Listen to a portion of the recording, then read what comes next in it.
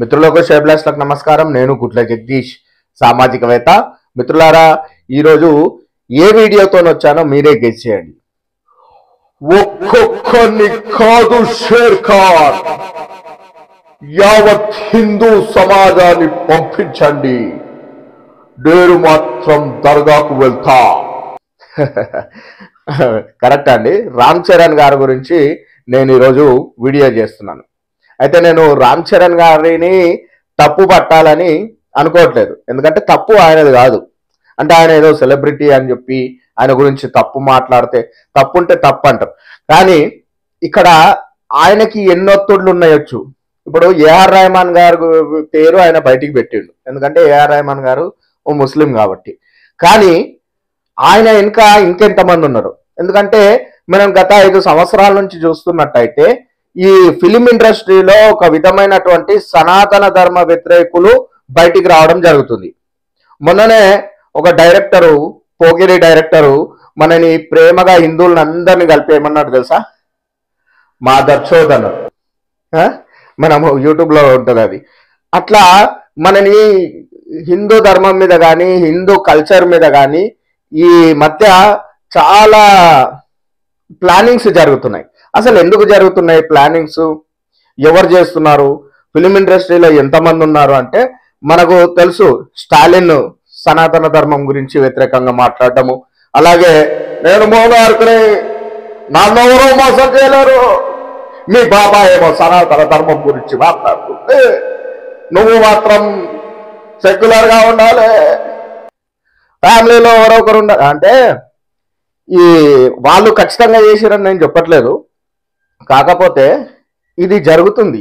అసలు ఇది ఎందుకు జరుగుతుంది మీరు గమనించారో లేదో, రామ్ చరణ్ గారు ఏఆర్ రెహమాన్ గారు చెప్పిరని దర్గాకు పోతే ఆయన సైలెంట్గా పోయి సైలెంట్గా వస్తే అయిపోతుండే, దాని తర్వాత ఇష్యూ స్టార్ట్ అవుతుండే. కానీ ఇది మీరు గమనించారో లేదో 5 రోజుల ముందు నుంచి ప్రీ ప్లాన్ గా జరిగింది. నేను ఇక్కడ రామ్ చరణ్ గారి గురించి తప్పు మాట్లాడతలేను, ఆయన వెళ్ళిండు. కాకపోతే దాని వెనకాల ఎవరున్నారు? అసలు ఇది వెళ్ళింది ఆ దర్గా కోసమా, లేకపోతే ఇంకేదన్నా దర్గా ఉందా? ఎందుకంటే మనము శబరిమలలో ఉన్నటువంటి స్వాములందరూ కూడా శబరిమల దర్శించుకోవడానికి వెళ్ళినప్పుడు వావర్ దర్గాని దర్శించేవాళ్ళు.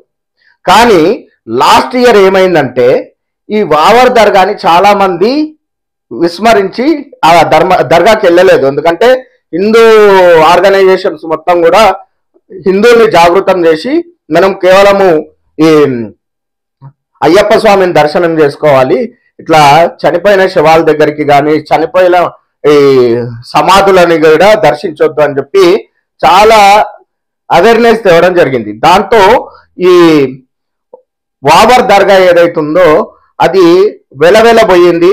చాలా మంది స్వాములు వీడియో కూడా తీసి పెట్టారు, వావర్ దర్గాకు ఎవరు పోవట్లేదని. మరి ఆ దర్గాకు సంబంధించిన కమిటీ, మరి వాళ్ళకు తెలుసు ముస్లిం కమ్యూనిటీకి ఎన్నో కొన్ని కోట్ల నిధులు విదేశాల నుంచి వస్తుంటాయి. ఎందుకంటే ఇది విదేశీ మతాలు కాబట్టి విదేశాల నుంచి వస్తుంటాయి కాబట్టి వాళ్ళు ఎంతన్నా ఖర్చు పెట్టగలుగుతారు. ఫిల్మ్ యాక్టర్స్ కి ఖర్చు పెట్టగలుగుతారు, ఎంతన్నా ఖర్చు పెడతారు. అంటే ఇప్పుడు రామ్ చరణ్ తేజ పైసలు తీసుకున్నాను నేను చెప్పట్లేదు, కానీ ఈ ఫిలిం ఇండస్ట్రీలో ఉన్నటువంటి సిచ్యువేషన్స్ ఇప్పుడు చూస్తున్నట్టయితే ఈ ఎలా ఉన్నాయంటే, ఇప్పుడు డైరెక్ట్ గా ఈ వావర్ దర్గా వాళ్ళు వచ్చి మీరు అయ్యప్ప స్వామి గుడికి వెళ్తుంటే మాకు ఖచ్చితంగా ఇక్కడ దర్శించుకోవాలి అని చెప్తే హిందూ సమాజం పూర్తిగా ఖండిస్తారు, స్వాములందరూ ఖండిస్తారు, వాళ్ళు చెప్పలేరు.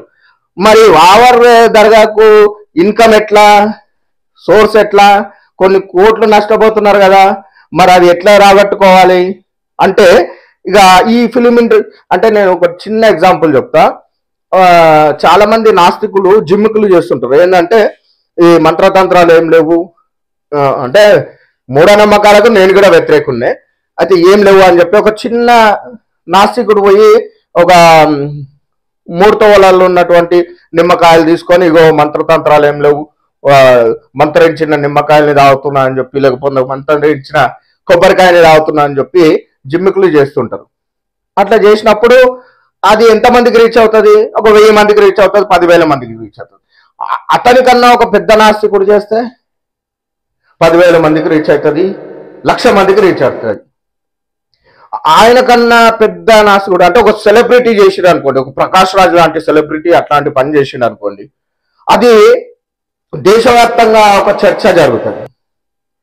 కాబట్టి మనకు మీరు గమనించినరో లేదో, కార్తీక మాసంలోనే ఇలాంటి చర్చలన్నీ కూడా స్టార్ట్ అవుతున్నాయి. ఎందుకంటే అయ్యప్ప స్వాములు దీక్ష దేశవ్యాప్తంగా పెరుగుతుంది.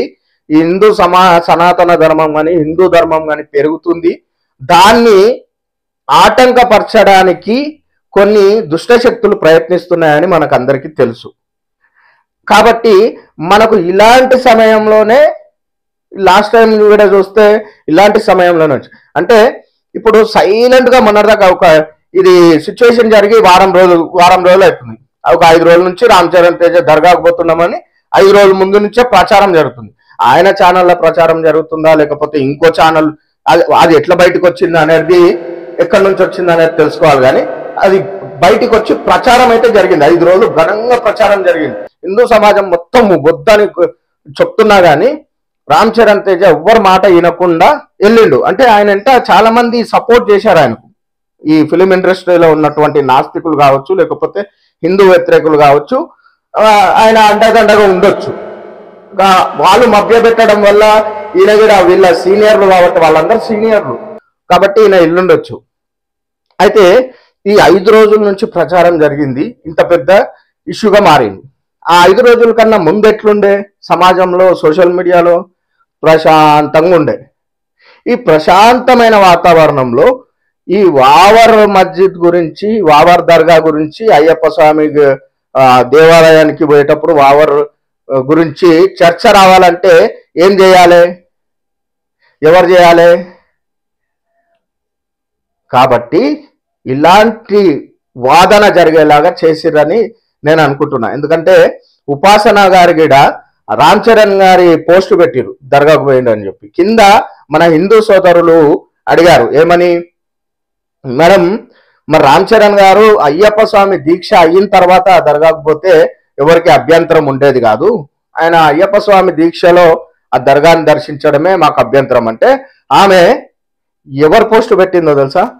వావర్ స్వామి మస్జిద్ కి సంబంధించిన, వావర్ స్వామి దర్గాకు సమాధికి సంబంధించిన పోస్ట్ పెట్టింది.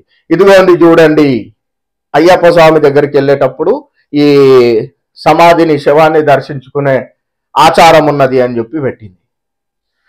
అంటే ఇది రామ్ చరణ్ గారు నిన్న వెళ్ళినటువంటి ఆ దర్గాకు సంబంధించిన దాని గురించా లేకపోతే వావర్ సమాధి గురించా చేసింది జరుగుతుంది? ఏదేమైనటికీ వావర్ సమాధి దగ్గరికే వస్తుంది, ఈ వాదన మొత్తం అక్కడే జరుగుతుంది. కాబట్టి మిత్రులారా, ఇలాంటివి ఎన్ని వచ్చినా కానీ మనము ఖచ్చితంగా మిగతా సమాజాన్ని మొత్తం జ్ఞానవంతం చేయాలి. తప్పు ఎవరిది, ఎవరు చేసిర్రు అనేది చాలా మంది మన ఏఆర్ రెహమాన్ గారికి కూడా మన గుళ్ళోకి రావాలని చెప్పి చాలా మంది అంటున్నారు. మొన్న ఒక న్యూస్ రిపోర్టర్ అంటుంది, మరి రామ్ చరణ్ గారు కూడా ఏఆర్ రెహమాన్ గారిని తీసుకొచ్చి అయ్యప్ప స్వాముల దాంట్లో భోజనం చేపియాలని చెప్పి. కన్వర్షన్ చేసే మైండ్ ఉన్న, మెంటాలిటీ ఉన్న వాళ్ళని మన దానిలో కూర్చోబెట్టుకున్నాడు ఎందుకు? అందరు కూడా జ్ఞానంగా ఉండండి. ఈ ఎవరైతే అసలు మన హిందూ సనాతన ధర్మానికి ఈ సమాధులకు అసలు సంబంధమే లేదు. ఖచ్చితంగా అయ్యప్ప స్వాములందరూ కూడా ఏ దర్గాకు వెళ్ళే అవసరం లేదు.